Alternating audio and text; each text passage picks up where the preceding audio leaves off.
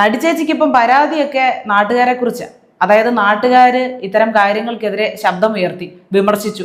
പെണ്ണുങ്ങളാണെങ്കിൽ എന്തെങ്കിലും ഒരു മോശം അനുഭവം നേരിട്ടിട്ടുണ്ടെങ്കിൽ അവന്റെയൊക്കെ പേരെടുത്ത് പറഞ്ഞ് പരാതി കൊടുക്കാൻ ഒരുമ്പെട്ടിറങ്ങണം, ധൈര്യം കാണിക്കണം എന്ന് പറഞ്ഞ ആളുകൾ സദാചാര അമ്മച്ചിമാരുമായി വേട്ടക്കാരുമായി അവർക്കൊക്കെ എതിരെ നിരത്തിക്കൊണ്ടിപ്പം പരാതി കൊടുത്തിട്ടുണ്ട്. അങ്ങനെയൊക്കെ ചില പതിവ് പണ്ട് മുതലേ ഇവിടെ ഉണ്ട്. അവർക്കൊക്കെ എതിരെ കംപ്ലൈന്റ് കൊടുത്തിട്ടുണ്ട് കേട്ടോ. പക്ഷേ അശ്ലീല ചുവയുള്ള മെസ്സേജ് അയച്ച് തന്നെ അപമാനിച്ച ആൾക്കെതിരെ ഇതുവരെയും കംപ്ലൈന്റ് കൊടുത്തിട്ടില്ല. ഇനി ഇതാ കംപ്ലൈന്റ് കൊടുക്കാനും പോകുന്നില്ലെന്ന്. അതുകൊണ്ട് തന്നെ ക്രൈംബ്രാഞ്ചിന്റെ അന്വേഷണം ഇപ്പോൾ വഴിമുട്ടി നിൽക്കുകയാണ്. നടിച്ചേച്ചി ഇനി വെറും സാക്ഷി മാത്രം, പരാതിക്കാരിയല്ല.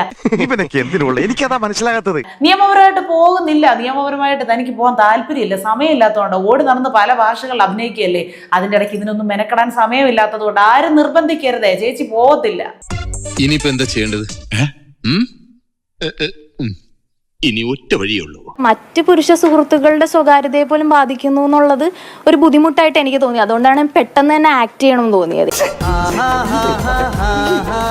വിശാല മനസ്കയാണ് കേട്ടോ. മറ്റു പുരുഷ സുഹൃത്തുക്കളുടെ സ്വകാര്യതയെ ബാധിക്കുന്നു എന്ന് തോന്നിയപ്പോഴാണ് ചേച്ചിക്ക് ബുദ്ധിമുട്ടുണ്ടായത്. അല്ലാതെ ചേച്ചിക്ക് ഇതിലൂടെ ബുദ്ധിമുട്ടുണ്ടായിട്ടില്ല എന്ന്.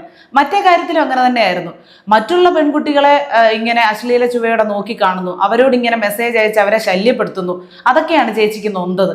ചേച്ചിക്ക് ഇക്കാര്യത്തിലും സ്വന്തമായിട്ടൊരു നോവില്ല കേട്ടോ. എല്ലാം മറ്റുള്ളവർക്ക് വേണ്ടിയാണ്, എല്ലാ പരാതികളും, എല്ലാ പരിഭവങ്ങളും, എല്ലാ വിഷമങ്ങളും. അവന്റെ അഭിനയമാണെങ്കിൽ അവനൊരു അവാർഡ് കൊടുക്കേണ്ടി വരും. അപ്പൊ അതുകൊണ്ടാണ് ഒരു ആക്ട് ചെയ്യണം എന്ന് എനിക്ക് തോന്നിയത്. അപ്പൊ എത്രയും പെട്ടെന്ന് കുറ്റവാളികളെ നിയമത്തിന്റെ മുന്നിലേക്ക് കൊണ്ടുവരണം എന്നുള്ളത്.